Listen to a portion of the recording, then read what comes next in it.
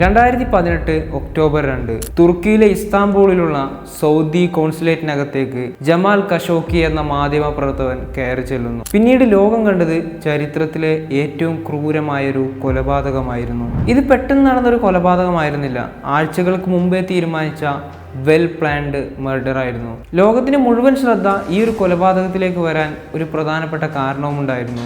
കാരണം അയാളെ കൊലയാളികൾക്ക് മുന്നിലേക്ക് എത്തിച്ചത് ഒരു വൈറസ് ആയിരുന്നു. അയാൾ പോലും അറിയാതെ അയാളുടെ ഏറ്റവും പ്രിയപ്പെട്ടവരുടെ ഫോണിൽ കയറിക്കൂടിയ പെഗാസസ് ലോകത്തെ മുഴുവൻ ഭയപ്പെടുത്തിയ ഖഷോഗി വധത്തിന് പിന്നിലെ നിഗൂഢതകളെ കുറിച്ചാണ് നമ്മൾ ഈ വീഡിയോയിലൂടെ നോക്കാൻ പോകുന്നത്. So welcome back to new video. Saudi ഭരണകൂടത്തെയും കിരീടാവകാശി മുഹമ്മദ് ബിൻ സൽമാനെയും അതിശക്തമായി വിമർശിച്ചിരുന്ന മാധ്യമ പ്രവർത്തകനായിരുന്നു ജമാൽ ഖഷോഗി.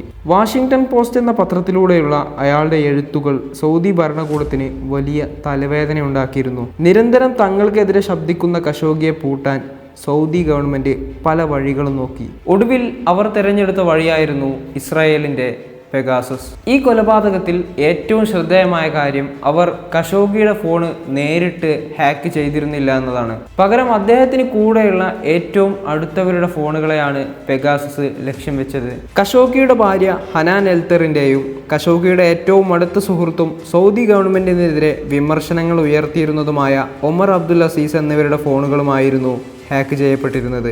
ഇതുവഴി ഖഷോഗി എവിടെ പോകുന്നു, ആരെ കാണുന്നു, എന്ത് സംസാരിക്കുന്നു എന്നെല്ലാം സൗദി ഏജന്റുമാർക്ക് കൃത്യമായി വിവരങ്ങൾ ലഭിച്ചിരുന്നു. ഖഷോഗിയുടെ സുഹൃത്തായ ഒമർ അബ്ദുൽ അസീസിന്റെ ഫോണിൽ നിന്നും അവർ തമ്മിൽ സംസാരിച്ചിരുന്ന ഏകദേശം 400ഓളം വാട്സപ്പ് സന്ദേശങ്ങൾ സൗദി ഗവൺമെന്റിന്റെ കൈകളിലെത്തി. കിരീടാവകാശിയായ മുഹമ്മദ് ബിൻ സൽമാനെ മൃഗത്തെപ്പോലെ എന്നായിരുന്നു ഖഷോഗി ആ മെസ്സേജുകളിൽ പറഞ്ഞിരുന്നത്.